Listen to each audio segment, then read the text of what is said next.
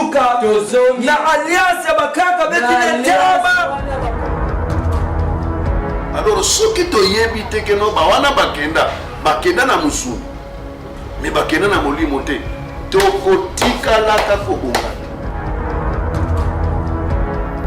Le premier 10 mois 2004 banda avant to banda kamiso beto ti bubuyai bundo tatamana kaka bukoni na twala na lusola ya fumu kimbangu. Papa Sunga Ngoma Makimbuta Netadi aza pe na biographie na ye kuneza rassemblée historique na ye nyonso. Maintenant nous à notre part peuple ne Congo beteke na doctrine veya kisina detemeza nga lusansu. Est-ce que beteke peuple ina kena kuzinga na ntoto ina nzabi salaka to beteke peuple ina ke à côté pour la médecine traditionnelle puisque vie à bateau et simbami mingi la médecine traditionnelle. Kimbangu sauver, molimo santu, Doko Sakola.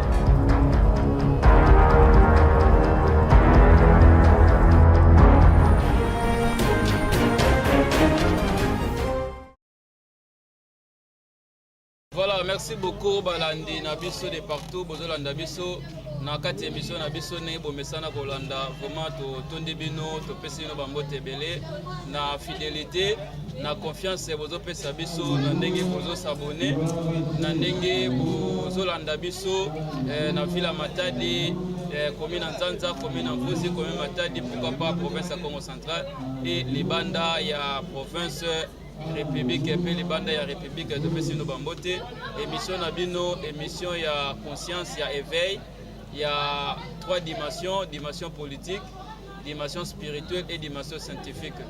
Émission Oyo et renforcer connaissance, émission Oyo et changer mentalité. Il y a population, il y a Baindo, pour nous Baindo dans maturité spirituelle. Et maturité, yangonde et mabiso na indépendance économique et indépendance matérielle, selon les prophètes Kimbangu. Alors, na kati ya télévision na bino ezalaka ya bino ndeko Longi Matondo Meya, présentateur ya émission Oyo magazine Oyo, et toyambaka bato nyonso melelo na koyamba invité to lobelaki la fois passée première partie émission na biso, mais avant to kota na vive ya sujet tokozonga muke na régie kotonda nzambe kozongisa matondo epai ya nzambe oyo apesi biso souffle de vie oyo asepeli to ya susu liboso na bino kokabola message ya mokolo lelo.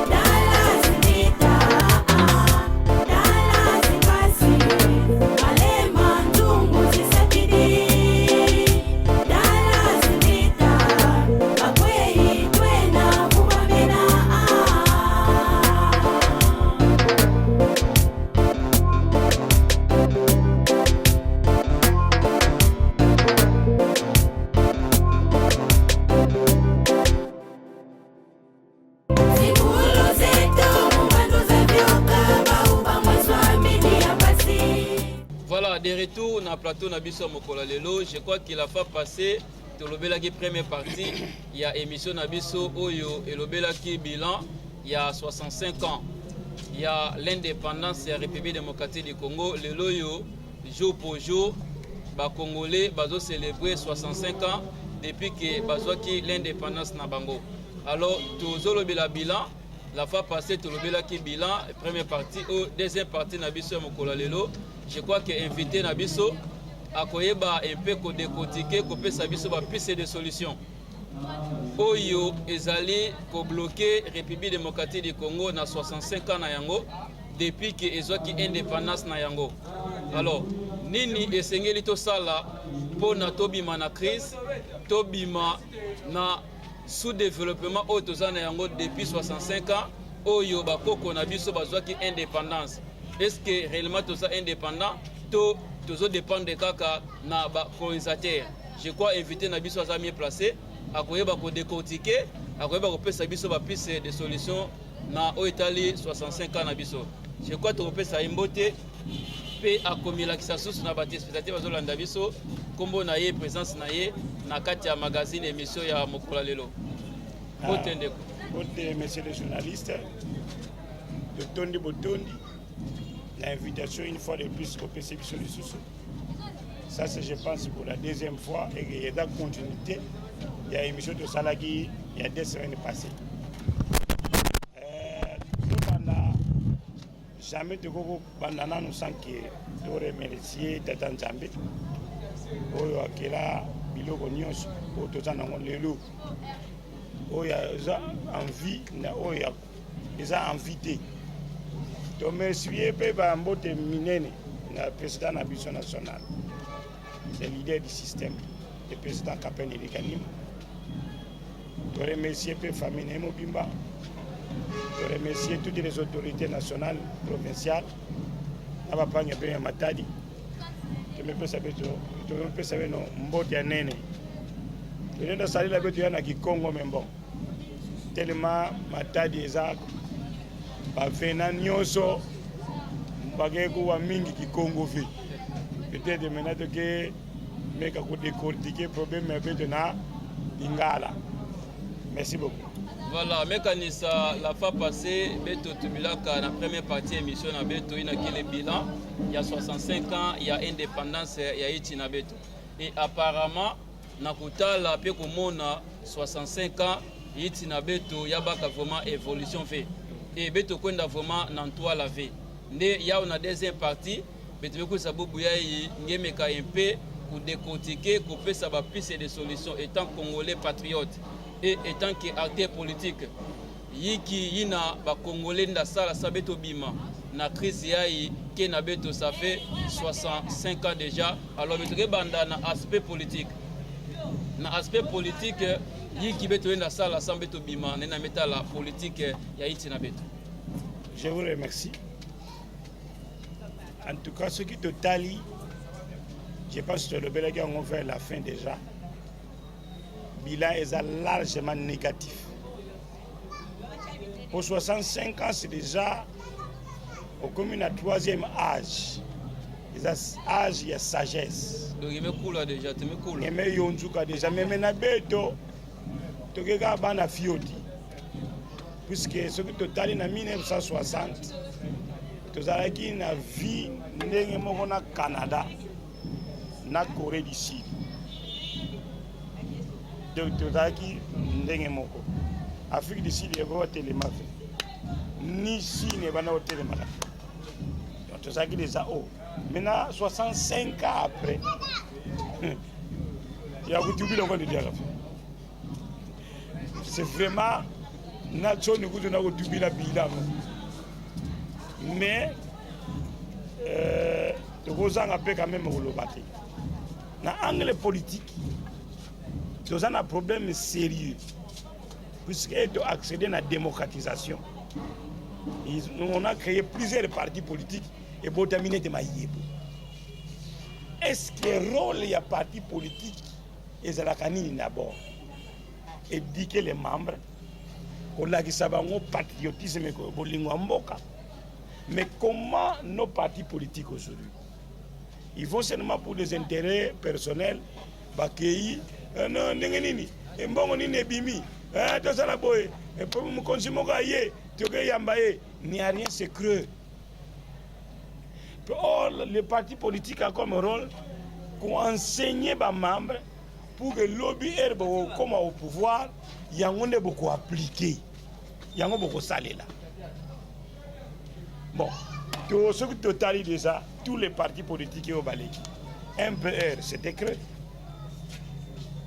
Il n'y avait rien de bon. Tu vois, le président Kabila, le père, ou bien qu'il y ait là qui est en rébellion. Tout le monde a qui n'est souké là qui. Tu vois, Joseph Kabila, PPD Salemi Bazana pouvoir, la cascade. PPD, on a 1 plus 4.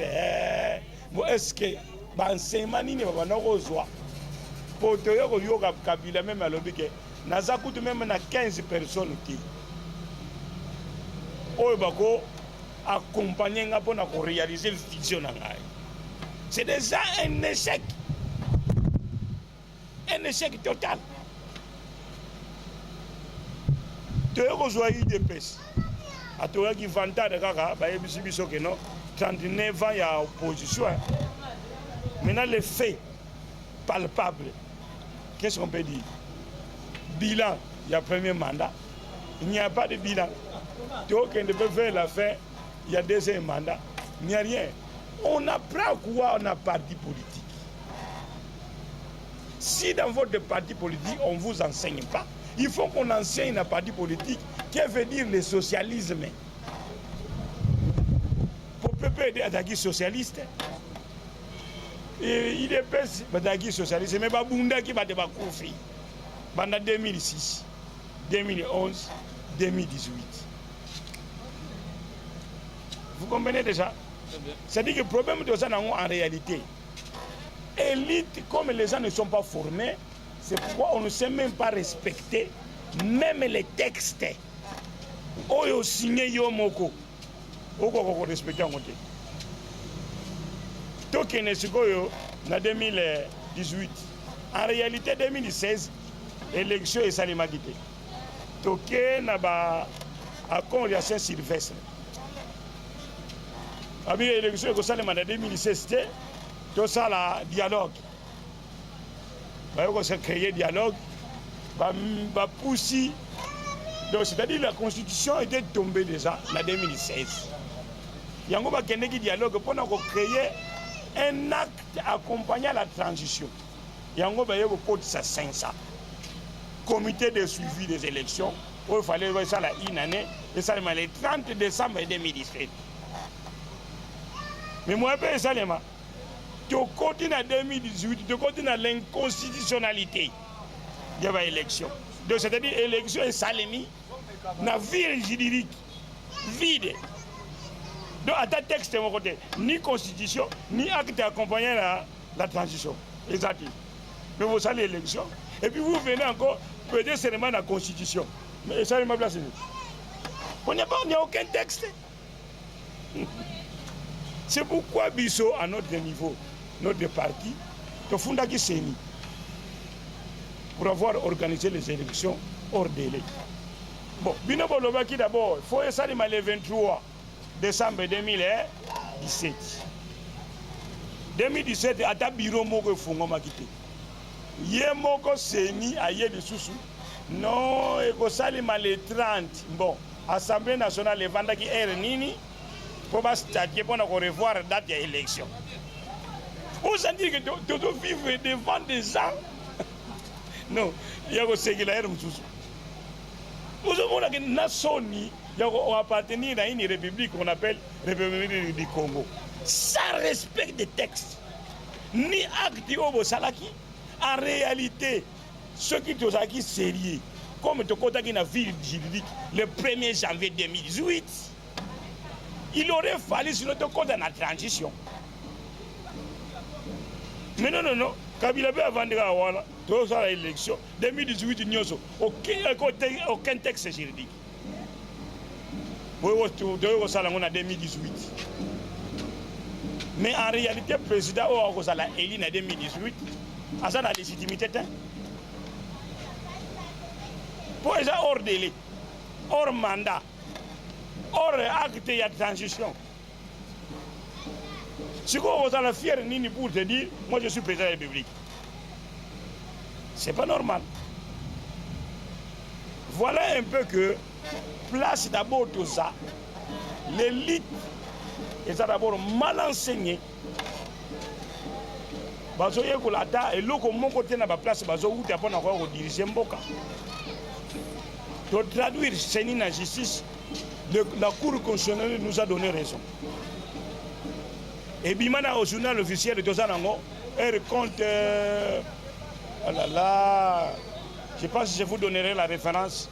Il y a Cour constitutionnelle. Bah, il peut s'habiller sur raison. Le président Félix a un autre journal officiel le 5 juillet 2022 pour dire que l'élection est en 2006, 2011, 2018 et Zalaki Yamabe. Na oyo na 2023 et catastrophique. C'est le terme employé. Maintenant, tu te communes en 2023, tu as l'élection. Mais est-ce que la population va y aller ils ne connaissent pas ça. Jamais les gars na TV pour dire que l'élection est en 2023 et que ça ne m'a pas. Mais maintenant, ce qu'on a eu au président de la République, au ministère, on a mon nom qu'on a eu. Pourquoi organiser les élections? Falo ya o sang sabana mboka bavanda basolo la kabana maire. En tout cas, l'élection de 2023 et aux Alamayuya, tu vanda, tu solo, tu côté na dialogue, tu ça la n'engine à Rosalela. Bon, si quoi n'a pas tout dans la population. Élection 2023, les Alaki m'a bien oublié ça qui m'a fait. Les Alaki m'a fait. Alors, je crois que ceux qui t'ont dit au lobby que élite, la leadership congolaise a posé problème. Il y a un problème de leadership. Parce que Bazali mal enseigné, Bazali respect Baké c'était. Voilà. Parce que ni faut tout ça là pour élite. Il y a RDC, leadership RDC, et Mimabiso parce que 65 ans, les loyaux élites Nabiso et Zosunga, Bokate qui est Neliboso. À travers notre leader, a sollicité à l'époque, il y a Joseph Kabila, pour que Pobiso te dénonce déjà que le système électoral n'est pas depuis 2006 et Zayamabe. Tu sais que le président Kabila pour que tu réouvrir ma cambo para basada qui na 1992 la conférence nationale souveraine ba pesa ki biso ba nyonso ba autoriser ki biso une lettre ya ministre de l'intérieur ba pesa ka biso le 14 février 2015 mais ba pesa ki biso ke no boko sala ngo bino moko kaka te. Vous devez consulter toutes les couches de consulter qui bangon nyonso confession religieuse ONG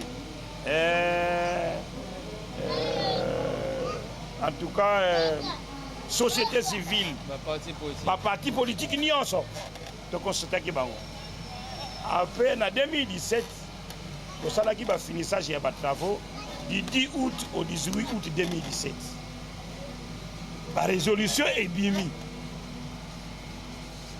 Kabila a pouvoir qui a ce peu là qui le travail est-ce que vous pouvez savoir quelques résolution oyo au traité qui na kati ya conférence wana oyo ezali pona intérêt ya 65 ans ya lobby ya élite ya République démocratique du Congo. To sala qui déjà acte ya transition. To sala qui déjà en prélude une constitution républicaine.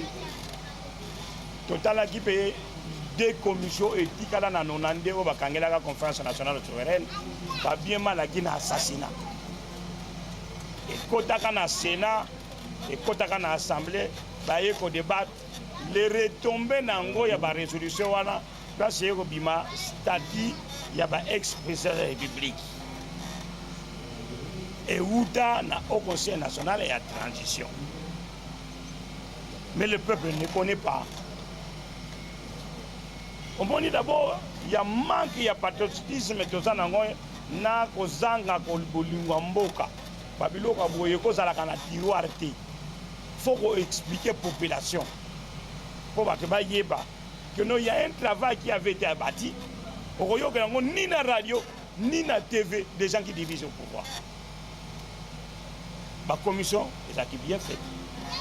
ba VIP c'est-à-dire Kabila ou azosalela bien que yemo ko ayeko baby savo bon au fait de éviter ce que ba sukela ki ndenge nini il paraîtrait que na niveau ba longola ki immunité ango et que ba brosa ki tout ça et cet article là bon là peut-être de retalongo après mais voilà un peu en bref ce qui avait été fait. Je crois que tozokende malembe na émission na biso oyo ezali bapiste de solution il y a 65 ans il y a bilan il y a indépendance de la République démocratique du Congo apparemment depuis 65 ans la République démocratique du Congo ils ont avancé à cause de la lutte pe ba leader nous avons un problème de leadership alors dans aspect spirituel aspect religieux est-ce que la religion la spiritualité ils ont un impact na oyo etali 65 ans et puis pour changer leadership ya mboka na biso ya République démocratique du Congo. Bon, la religion, surtout le béni, la défense de la religion actuelle, ici par l'homme occidental mondial, na culture na biso en état l'homme africain, il y a deux choses différentes. Puisque les lots, en matière de politique, en réalité, la religion a un impact. Au-delà des articles, nayebi ke kosala boye na koyiba eloko l'État eza mabe. Koboma moninga nanga pour des raisons inutiles eza mabe. Même pour des raisons réelles eza mabe. On doit vous apprendre ça. Mais aujourd'hui, nous avons un repère en matière de spiritualité. Puisque nous sommes dans une confusion. Nous avons 4 églises d'État, en réalité, au Yébani. C'est l'église catholique, protestante, imbangiste et puis islamique. C'est déjà nous sommes dans une grande confusion. On va appliquer quel système? Pour Erbogozoa, Moutoua catholique, a Rolinga Moutoua missionité. Erbogozoa Kimbangiste, a Rolinga islamique. Musulman payé à appliquer Sharia. Maintenant, on n'a pas les repères. Mais en réalité, la spiritualité a un impact dans un pays pour que vous progressez. Pour jamais beaucoup évoluer sans que vous soyez dans Zambé la seule source d'inspiration. Alors, par rapport au système Oyo, parti Nabino Bozana, quelles sont des pistes et des solutions Oyo, Okopesa, na Oitali, la spiritualité pour nous Matissa 65 ans et la République démocratique du Congo. Bon, Bisso, pour l'instant, les leaders nationaux, ils ont approprié, Bisso de créer au sein du parti ce qu'on appelle l'inspectorat général. De déclasser à Moutouté, c'est concernant sa foi. Donc, dans l'inspectorat général, toute personne au AT Yakaliloba est la bienvenue. Azala Mutamission, Azala Kimbangis, Azala BDK, Azala Nzila Congo, Bango, tout. Pour te y avoir côté à Tatanzambé, pour vivre le Bélabiso Katatanzambé. Et si, donc là, nous évitons à travers les leaders de créer des frontières en matière de religion. Vous comprenez un peu? Donc, dans le niveau à leader, dans parti Nabiso et Peggy Sami, d'abord même qu'on crée au sein du parti une certaine religion. Et ça interdit. Pourquoi vous invitez religion? Et c'est ça la raison? Oui, la religion, c'est parce que dans le continuer les lots, et ça fait source et freinage. Pour la plupart des gens qui sont commis dans le monde, c'est la religion. Pour ceux qui ont Italie, nous avons un bloc qui est chrétien, ce sont les Européens et les Américains. Le bloc musulman, c'est le Moyen-Orient. Les bouddhistes, c'est Bazali. Les orthodoxes, c'est ici, Bazali. Mais ceux qui sont orthodoxes et les bouddhistes, ils sont moins violents. Chine, depuis Chine, Salema, et agressé pays mon côté. Parce que la guerre n'a pas été. Vous comprenez déjà? Mais si vous avez chrétien, vous avez dit mais bon, la Russie a participé à la conférence de Berlin mais akotaka pene na Afrique te po azwa biso na esclavagisme na colonisation. Mais ce que totali maintenant les deux blocs oyo etikali bana ya Abraham, Ismaël et Isaac, donc les chrétiens et l'islam. Au monde ndenge bato bomana des milliers de morts dans le Moyen-Orient. Ça devient un danger. Donc, ça a repéré. Vous comprenez un peu? Donc, il faut que tout ça soit effort. Nous avons aussi notre manière de c'est-à-dire que dans nos villages, il y avait une spiritualité à élever. Maman na biso babana koyeba ko batela banzodo na bango. Maman na biso babana ko lata bien, okomona ta mpende ya maman na binoté. C'était notre culture. Bayeba ki déjà que ero zole ka place mibali ba se comporta ka boy. Ero ba vanda ka panza ka bakoloté. Les femmes se mariaient vierges. Et que pas témoin pour faire ça, il y a solo à vierge, mais aujourd'hui ce sont des choses qui n'existent plus. Est-ce que nous connaissons au monde na bakoko na biso na culture bazalaka nango basa la guerre na baninga na bango batu bakufi des millions d'habitants?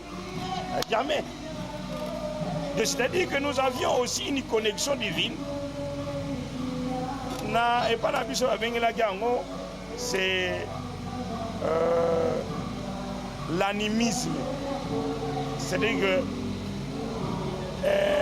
l'homme noir,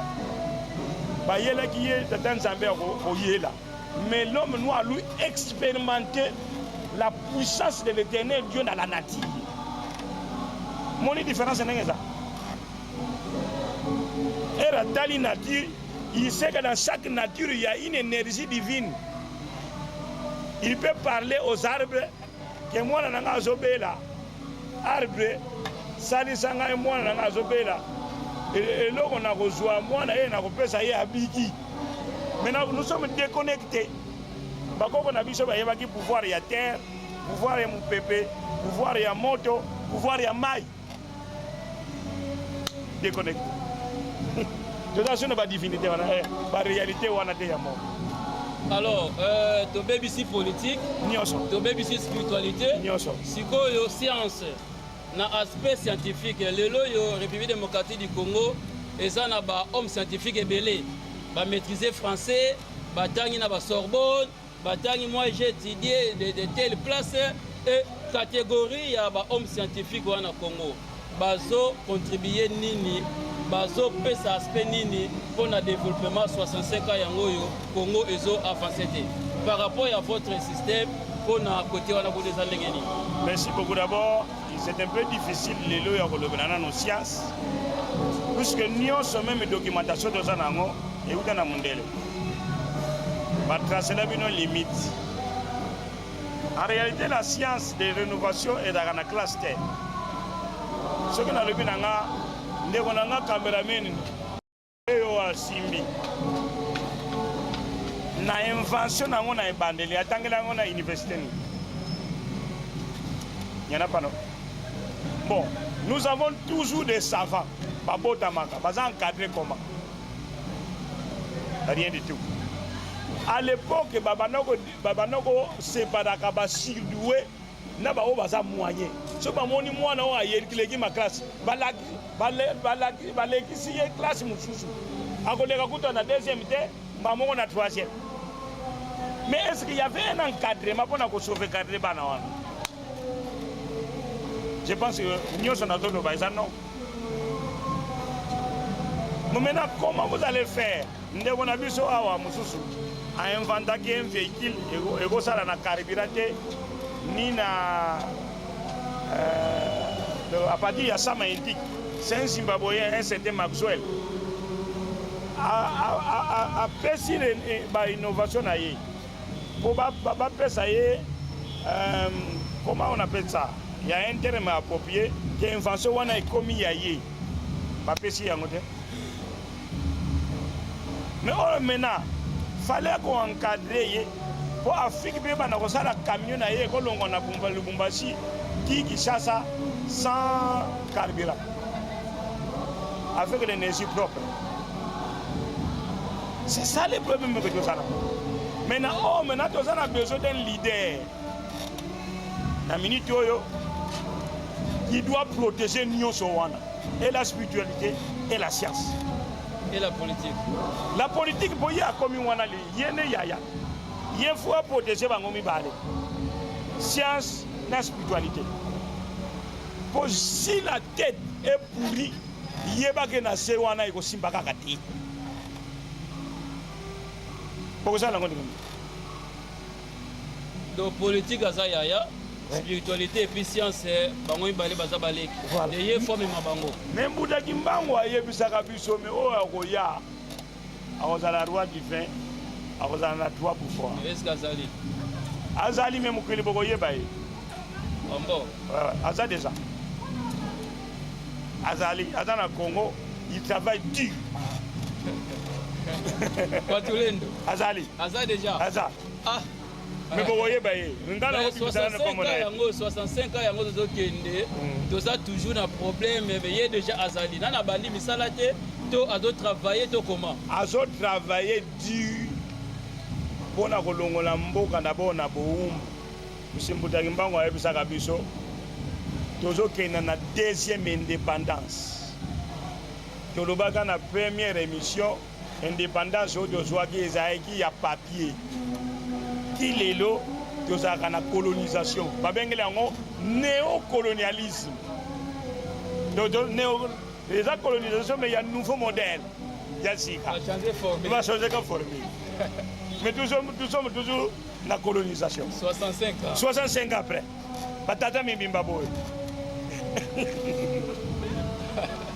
c'est grave hein? Voilà un peu Kwatulendo Azali, Tokomona ye, mais pas de baron di maina nute, baron ane de aventurier.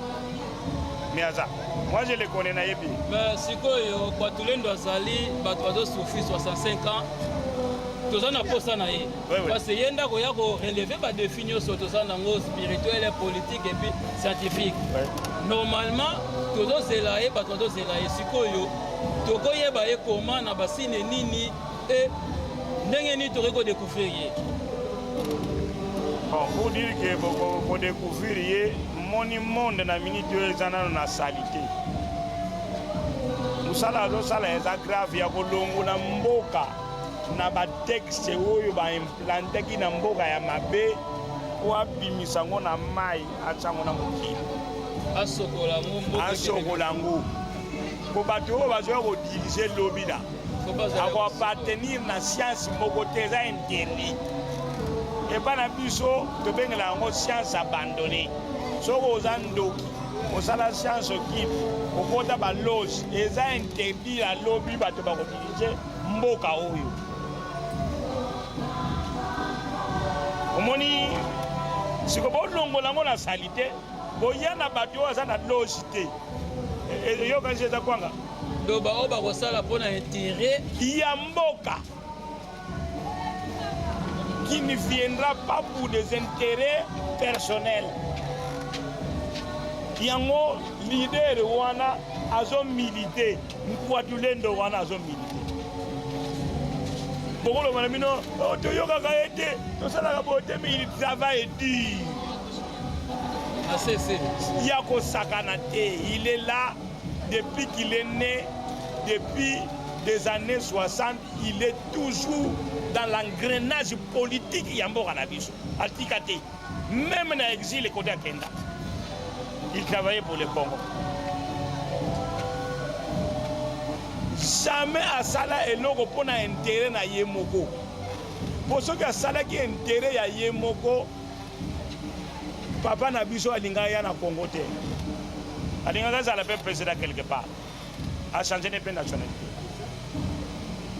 Mais le coup la mission Bazanango, il y a Congo, il faut qu'il vienne. C'est dire, hein?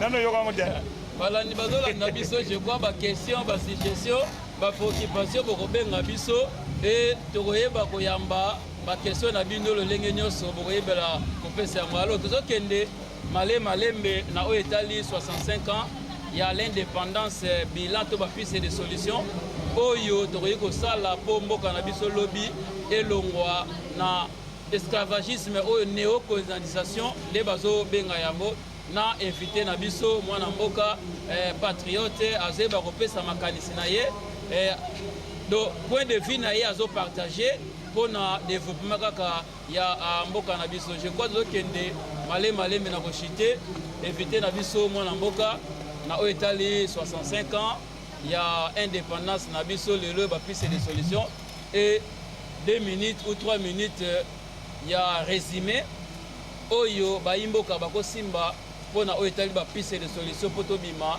na bacrise oyo toza na yango 65 ans passé déjà. Merci, messieurs les journalistes. Biso na au Conseil national de la transition, à partir de l'autorisation, bapesaka biso pour finir les travaux. Tout ça là qui musala nyonso approuvé par la Cour constitutionnelle, la Cour des tribunaux, nyonso qui na présidence république, ba mikanda bazana ngo na ba mesa na bango. Le président Félix Azanango, Assemblée nationale Bazanango. Donc apparemment travail wana yango kolongola biso na à partir de eloko wana yango créer biso bana mboka to vanda to so. Place nde biso to telemelaka ke soki to lingi to décoller photo zongela na transition mais na transition oyo bango bazo linga te. Pour la transition, bazolinga wana chaque mutu akoya na cahier de charge na ye pona libumu na ye na famille na bango. Mais oya biso ezalaki à partir ya deuxième république na 1992 ya ba travaux ya conférence nationale souveraine et yeko sibili ba finissage nango na 2017 wana ezalaki sous la constitution ya Mbuta Mobutu. Yango nde tozosala tozorevandike ti lelo ke to place nde tobungelaki ezalaki place wana po todekole po mutu tu akozala na se ya mibeko banda na présidence république. Il doit obéir à la loi. Il sera sous la loi.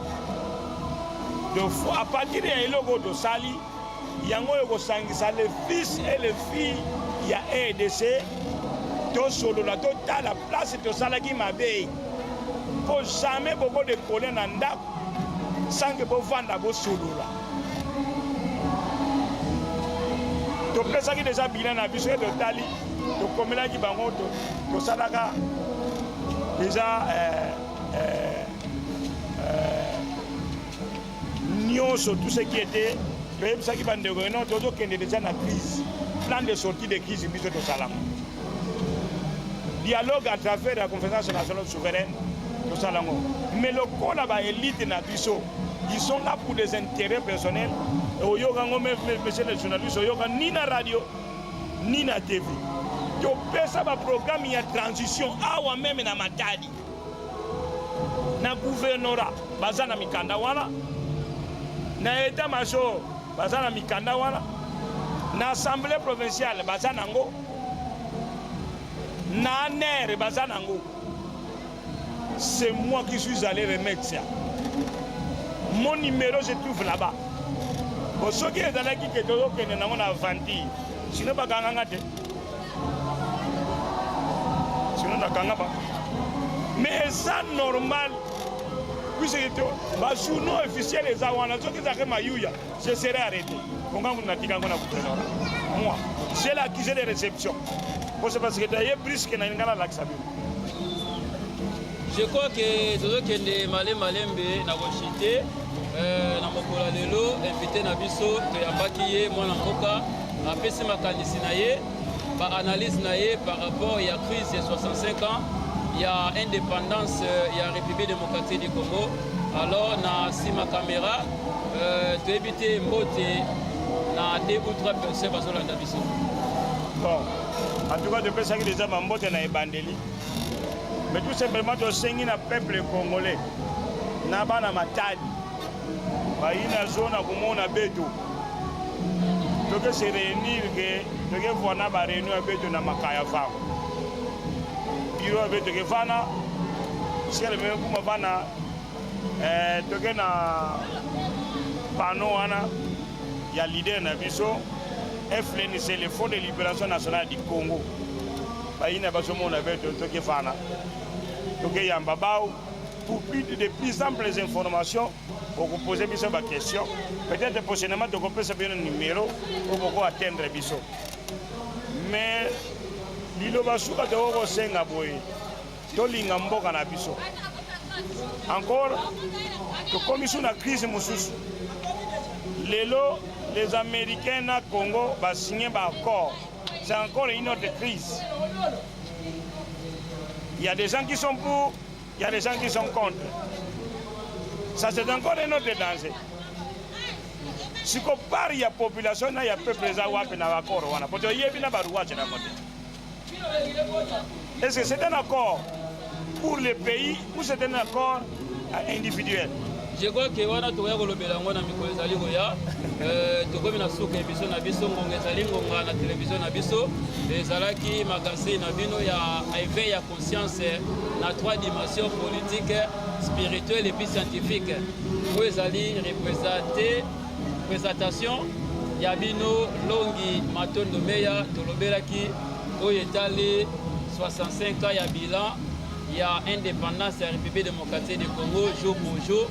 Na invité na biso, je crois que totondeli bino ba fête malamu, totondeli bino bonne continuité et ba question ba suggestion bo benga biso bo commenter bo landa biso pe na télévision na biso YouTube obeti JM Lobantu TV.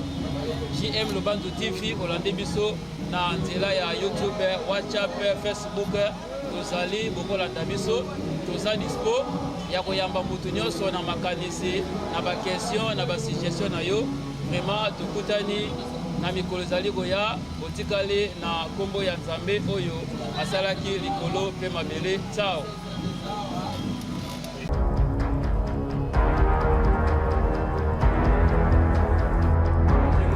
Futuka na alliance ya bakaka beti netaba.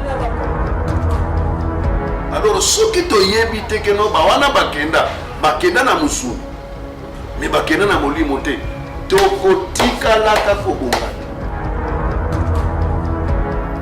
Le premier 10 mois 2004 banda vala to banda kamiso beto ti bubuyayi bundo tatamana kaka bukoni na twala na lusula ya fumu kimbangu. Papa Sunga Ngoma Makimbuta Netadi azape na biographie na ye. Kuneza rassemblée historique na ye nyonso. Maintenant nous, à notre part, peuple ne Congo, beteke na doctrine vya kisina. Detemeza nga lusansu. Est-ce que beteke peuple ina kena kuzinga na ntoto ina nzabi salaka, te beteke peuple ina ke à côté. Olandela médecine traditionnelle. Puisque vie à bateau et simbami mingi na médecine traditionnelle. Kimbangu sauver, molimo santu, Toko Sakola.